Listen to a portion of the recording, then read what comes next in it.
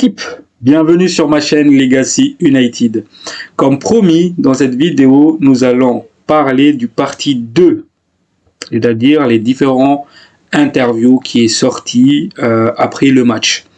Donc, abonnez-vous, un petit like, un petit commentaire, ça fait toujours plaisir. Sur ce, bon visionnage à vous.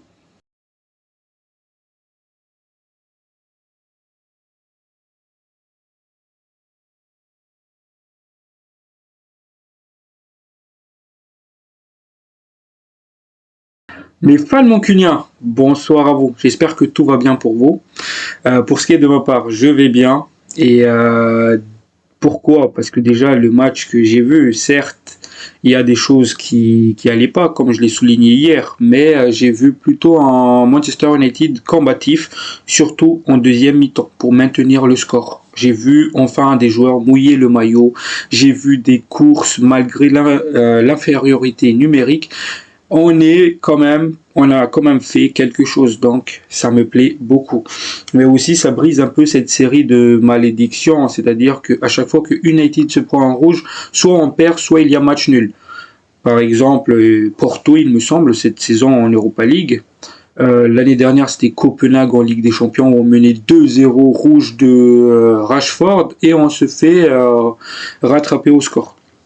Donc, le scénario du match, ça, c'est tout nouveau pour nous, parce que cette équipe-là, elle nous a habitués à pire à chaque carton rouge. C'est-à-dire que je voyais l'équipe abandonnée, etc.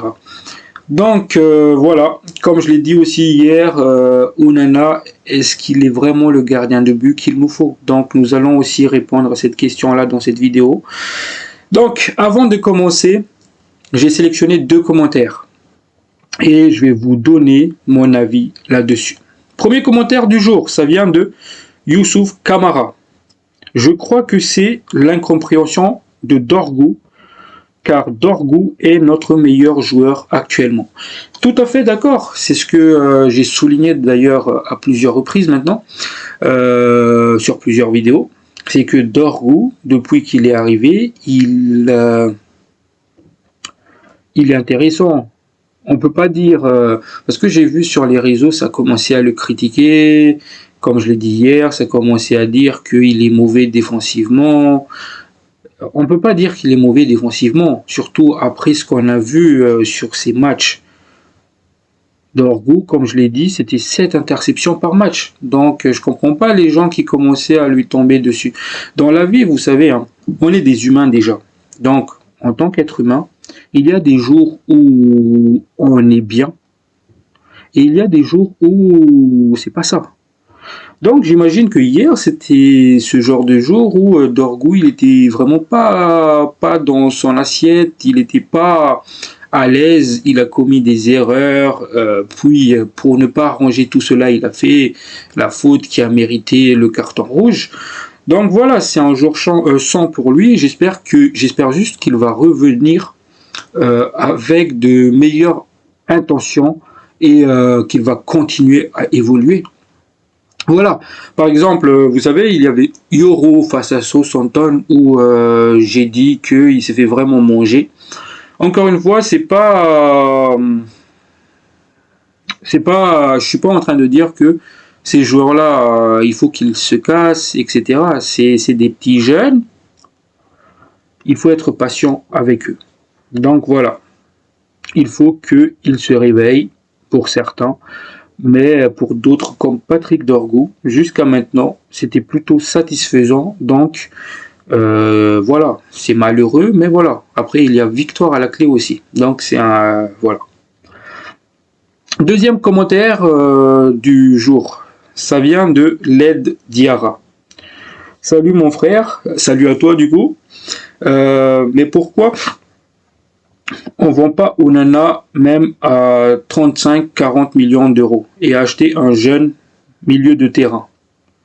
En plus, faire revenir Anderson de Crystal Palace. Ça peut nous aider, sinon Onana, c'est de la M. Exactement, je suis d'accord avec ça du coup.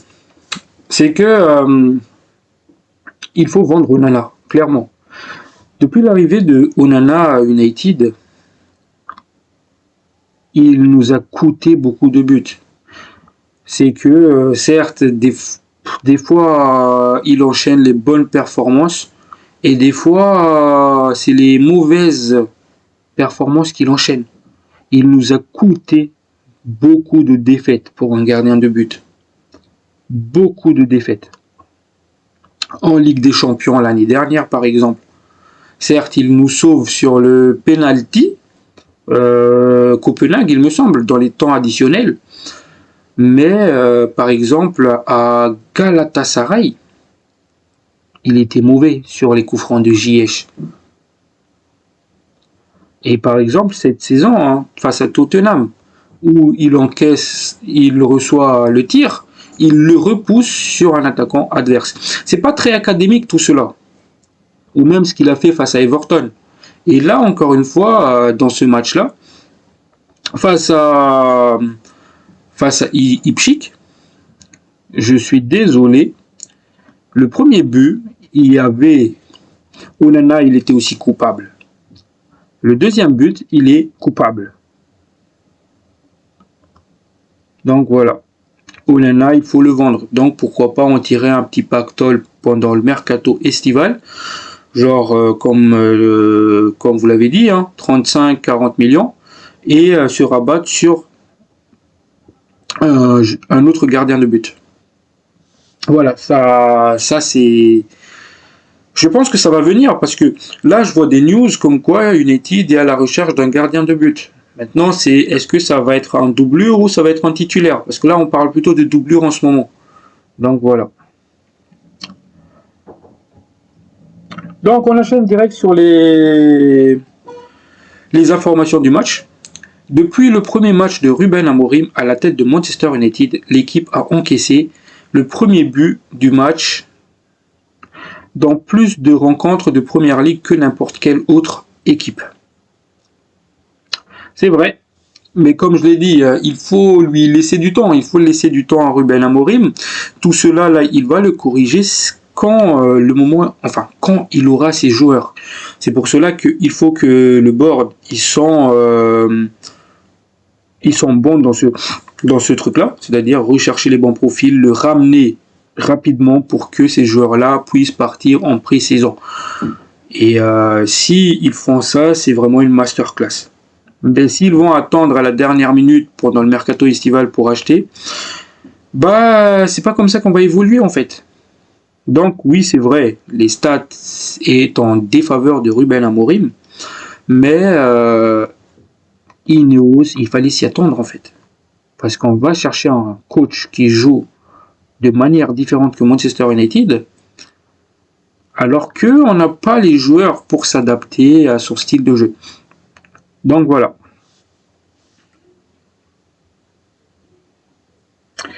Matthijs de Ligt a cadré le même nombre de tirs que Rasmus Højlund et Joshua Zirkzee en Première Ligue cette saison. Vous imaginez? On a des numéros 9 qui ne font pas mieux qu'un défenseur central. Les stats parlent, les gars. Ça nous montre juste le fait que nos attaquants, ils sont pas servis. Ils sont pas servis. Ça montre aussi le fait que nos attaquants, ils sont en panne de confiance.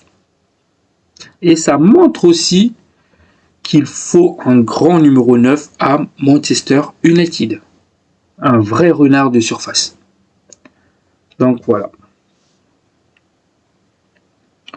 On enchaîne direct sur les différents interviews qui est apparu du coup après le match. Tout d'abord, Ruben Amorim, il est revenu sur Patrick Dorgu. Patrick est prêt pour la Première Ligue. D'ailleurs, c'est vrai, hein, parce que le joueur, il a l'intensité, il est agressif, il est fait pour jouer en Première Ligue. Et on l'a vu à plusieurs reprises. Donc oui, c'est vrai. Il l'a prouvé lors de ses derniers matchs. N'importe quel joueur peut commettre une erreur de ce genre. Il veut jouer le ballon, mais il a peut-être été un peu imprudent dans sa façon d'aller au contact. Donc voilà. Évidemment, Le carton rouge, c'était un carton rouge reçu, on va dire, bêtement. Pourquoi je dis cela? Parce que on n'était pas dans une zone dangereuse. C'est-à-dire que c'était pas dangereux du tout l'action. Mais on connaît Patrick Dorgu, c'est un joueur ultra agressif. Donc il s'est jeté pour récupérer la balle. Comme l'a dit Amorim, ça part pas d'un mauvais intention, hein. Mais au final, ça lui a coûté un carton rouge. Donc, il faut que, encore une fois, c'est un petit jeune. Donc, on va mettre ça dans le compte du erreur de jeunesse. Mais ça va évoluer, les gars. Moi, déjà, je suis content de voir un joueur qui mouille le maillot, qui est intense, qui est virevoltant et qui est bon défensivement, qui intercepte beaucoup. Là, déjà, je suis content d'avoir ces points-là. Et plus, qui centre beaucoup. Là, je suis déjà content d'avoir un piston qui possède toutes ces qualités-là. Mais là où il doit s'améliorer, évidemment, c'est sur les centres, sur mieux prendre des décisions et éviter de commettre des erreurs de jugement. Voilà. Mais c'est un petit jeune. Donc, Amorim sur la raison de la sortie de Garnacho. Parce que du coup, après le rouge de Dorgu, Amorim a préféré sacrifier Garnacho pour faire rentrer Mazraoui, pour une question d'équilibre. Donc, il l'a expliqué. Pour jouer plus en 5-3-1, je sais que c'était un risque parce qu'on enlève le seul joueur de différence en 1v1. Mais je trouvais que l'équipe avait le contrôle. Il fallait choisir quelqu'un. Pensez également au coup de pied arrêté. C'était mon choix. Et ça a payé. Ça a payé.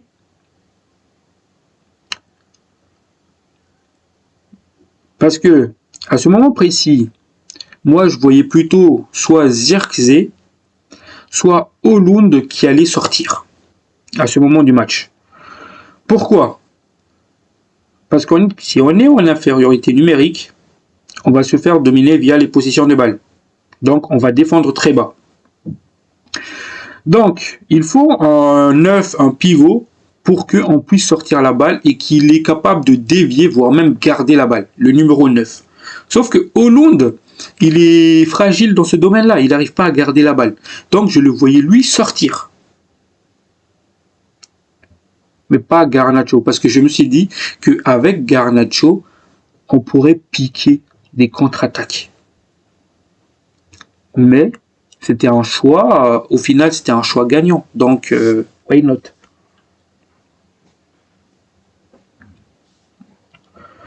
Il faut savoir une chose, après sa sortie, Garnacho il est rentré au vestiaire directement. Donc évidemment, les journalistes l'ont pas loupé, ils ont posé directement la question à Amorim. Et Amorim répond, je vais lui en parler. Il ne donne pas plus d'explications, je vais lui en parler. Et ça, c'est une masterclass. L'attitude de Garnacho, c'est pas correct. Parce qu'à ce moment précis du match, il fallait faire un sacrifice pour l'équipe. Et que c'était Garnacho le choix.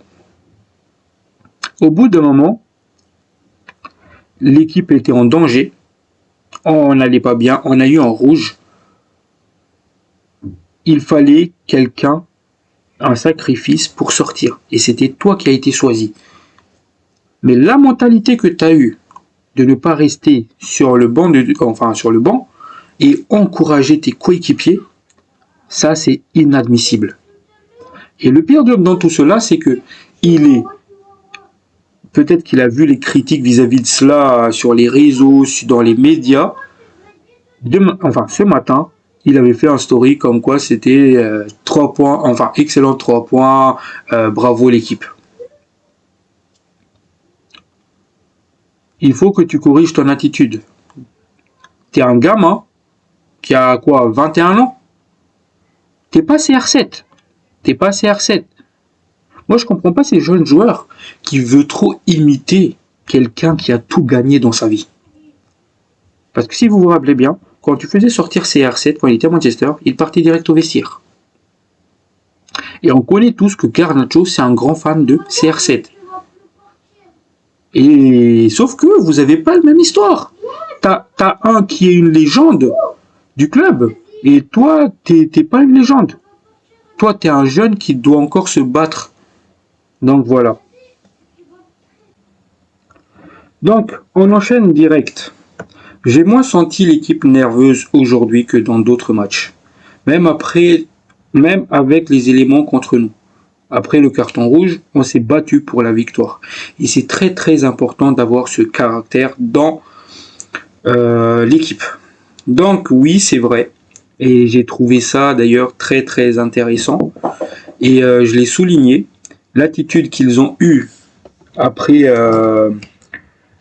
le carton rouge, ça m'a beaucoup plu parce que j'ai senti l'équipe engagée, j'ai senti qu'ils se sont battus collectivement et ça, il faut le souligner. Et ça fait longtemps qu'on n'a pas vu Manchester United mouiller le maillot comme ça. Et là, je parle de tous les joueurs. Donc voilà. Ça nous rend heureux tout ça. On continue du coup. On a commencé le match d'une manière différente avec un meilleur contrôle de la possession et plus de calme avec le ballon, à part le but. Sauf que le but, il est venu ultra tôt. Donc, certes, on avait cette possession-là. Mais ça d'ailleurs, on a vu la possession sous les Amorim. Mais c'est pas ça le truc. Le truc, c'est que on a des possessions stériles, c'est-à-dire que les joueurs, ils savent pas trop quoi en faire de la balle. Donc, ils ont tendance à prendre les mauvaises décisions dans les derniers tiers du terrain. Et ça me gêne beaucoup. C'est un truc à corriger. Mais surtout aussi, c'est que je vois pas de dédoublement. Je le souligne ça à chaque fois. C'est que le dédoublement, c'est un truc que tous les joueurs voient venir à des kilomètres, mais impossible de défendre sur un dédoublement. Et ça, c'est dommage que nos joueurs ils combinent pas comme cela pour créer cette surnombre offensif. Et c'est ça le vrai problème. Dorgu de son côté, ça il le fait bien. Mais c'est pas que Dorgu qui doit le faire. Garnacho doit faire pareil, Olum doit faire pareil, Zirkzee doit faire pareil, et Diogo Dalot doit faire pareil. Tous ces joueurs offensifs à vocation offensive, ils doivent proposer. Et le fait que, comment ils appellent, Ugarte aussi s'isole sur le côté de Diogo Dalot, je ne sais pas si c'est voulu ou pas. Je ne sais pas si c'est pour aider Diogo Dalot, parce que je vois beaucoup Ugarte sur le couloir. Hein. Donc ça, c'est une question que je me pose. Parce que si on se prend des contre-attaques, des fois, Ugarte, il n'est pas dans l'axe. Et ça me gêne beaucoup. Est-ce que c'est dû aussi au manque d'intelligence de Diogo Dalot? Je ne sais pas. Mais en tout cas, on est tous au courant que Diogo Dalot, il est bête. Donc, pour finir avec ces interviews de Ruben Amorim, aujourd'hui, je ne suis pas frustré. Dès la première minute, j'ai senti que les joueurs étaient bien et qu'ils essayaient de jouer. Le carton rouge a changé la donne, mais nous avons ensuite fait preuve de combativité et les supporters nous ont beaucoup aidés. Comme je l'ai dit, c'était un moment de communion entre supporters et joueurs. C'est que, vous voyez, pendant le match, il me semble, c'était Ugarte c'était sur un corner, Ugarte sort la balle et il essaye de prendre en vitesse pour partir en contre-attaque et sur la ligne de touche. Et il se fait tacler, la balle sort en touche et le réflexe qu'il a eu, c'était de haranguer la foule. Et derrière, toutes les fans de Manchester United se sont levés et encouragés. Et ça, ce fait-là, ça m'a beaucoup plu, ça m'a ému. J'étais là, voilà les gars, voilà, je veux cette rage-là sur le terrain et cette rage-là dans les tribunes. Ça, c'était magnifique, c'était beau à voir. Et c'était pas la première. Pareil, Diogo Dalot, vers la fin du match, il avait aussi cette espèce d'occasion où il a réussi à gratter la balle dans les derniers tiers. Et là, encore une fois, il harangue la foule. Et la foule, ils sont tous là. Et ça, c'est beau, ces gestes-là. Donc voilà, j'ai beaucoup aimé. On enchaîne direct sur l'interview de De Ligt. On a de la qualité sur coup de pied arrêté. On a de la taille. Et les centres de Bruno Fernandes sont de qualité. Et ça, j'ai souligné ça hier que depuis l'arrivée d'Amorim, surtout ces derniers temps, Manchester United, c'est une équipe qui marque beaucoup sur coup de pied arrêté. Et justement, là, De Ligt, il nous précise pourquoi. Évidemment qu'on a de la taille, on a des gars qui sont bons dans le domaine. Casemiro, De Ligt, même les Nioro, Maguire. C'est tous des joueurs bons de la tête. Et surtout, on a aussi le Bruno Fernandes qui sait plutôt bien déposer la balle. À l'arrivée d'Amorim, Bruno Fernandes, il avait une tendance qui m'a un peu énervé, c'est de vouloir chercher sur coup de pied arrêté que Maguire. Et Maguire, il a toujours cette envie de remettre la balle. Mais là, ça commence à me plaire, nos combinaisons sur les coups de pied arrêtés. Et on commence à devenir dangereux, parce que les stats parlent aussi. Donc voilà, on a de la taille et on a les centres de Bruno Fernandes. C'est la recette pour gagner les duels, pour marquer des buts sur coups de pied arrêtés. Voilà. J'essaie de marquer à chaque match. Aujourd'hui, j'étais au bon endroit. Et c'est ça le truc, c'est que si tu es au bon endroit sur les centres, enfin sur les coups de pied arrêtés, tu vas forcément faire quelque chose. Soit tu vas marquer, soit tu vas avoir une occasion. D'ailleurs, il y a un joueur comme ça qui est bon dans le timing pour juger la trajectoire de la balle. C'est Marquinhos au PSG. Voilà. C'est pas le plus grand, mais il avait un sens de timing, il avait un sens pour analyser le trajectoire et il était au bon endroit pour le mettre. C'était le Marquinhos d'il y a 4 ans, 3 ans, 4 ans.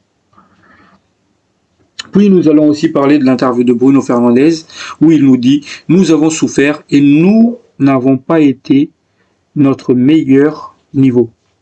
Nous marquons sur 2 coups de pied arrêtés, mais on contrôlait le match. Nous manquons d'agressivité en attaque.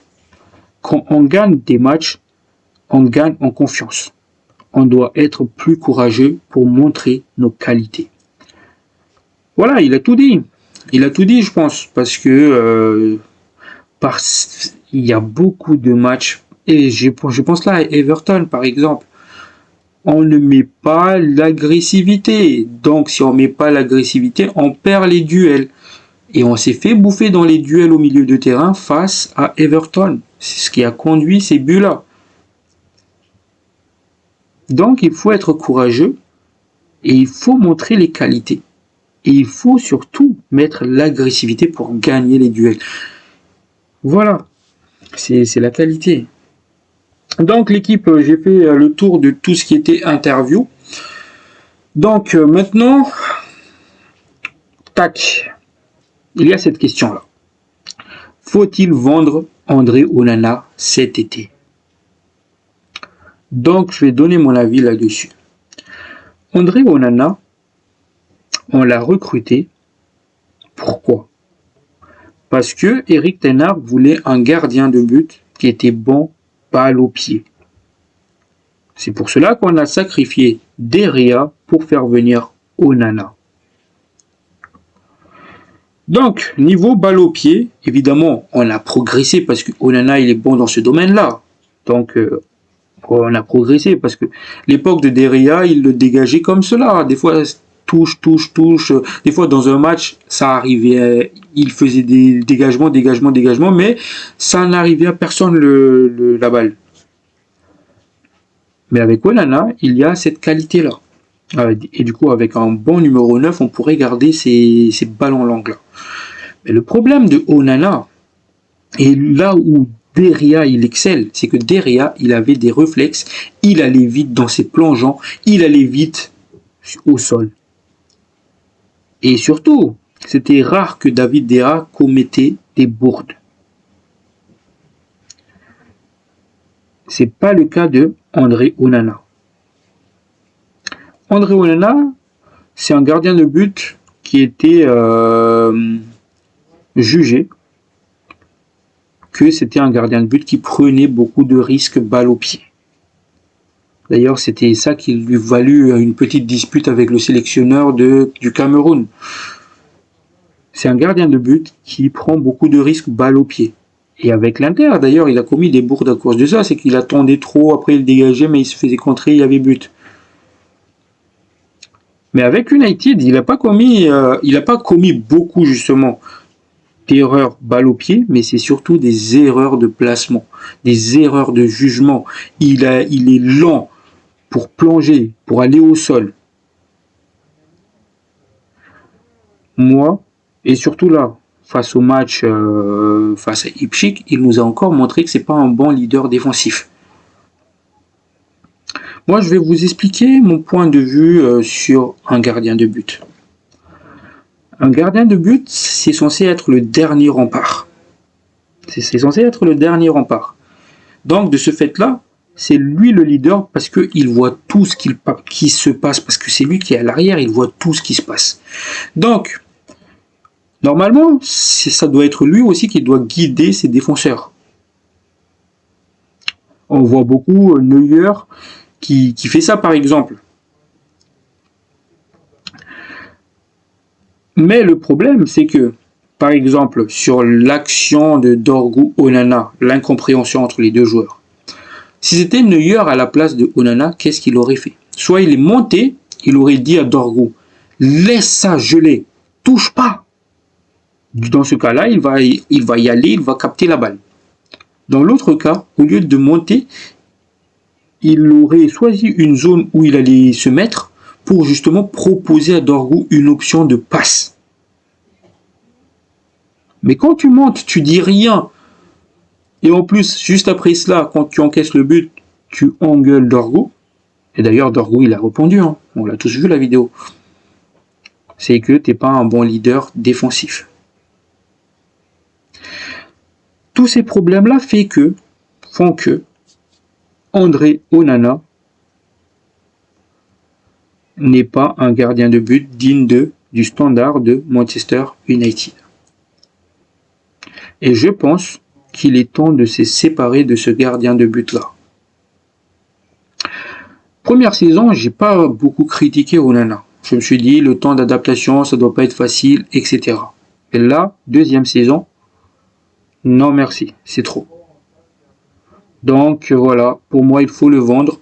Et là, on parle beaucoup de ses potentiels remplaçants et on voit beaucoup le nom de Yon Suzuki, le gardien de but de Parme. Parme, c'est ça, qui revient assez souvent. Donc voilà. Je vous ferai une vidéo d'ailleurs sur ça, sur le potentiel remplaçant de Onana. Enfin, je vais vous faire une vidéo spéciale Mercato concernant ça. Voilà. J'ai fait le tour de tout ce qu'il y a à dire. Donc, si la vidéo vous a plu et que vous êtes arrivé jusqu'à ce moment précis du match et que vous n'êtes pas encore abonné, n'hésitez surtout pas à vous abonner. Un petit like, un petit commentaire, ça fait toujours plaisir. Sur ce, l'équipe, prenez soin de vous. Ciao, ciao.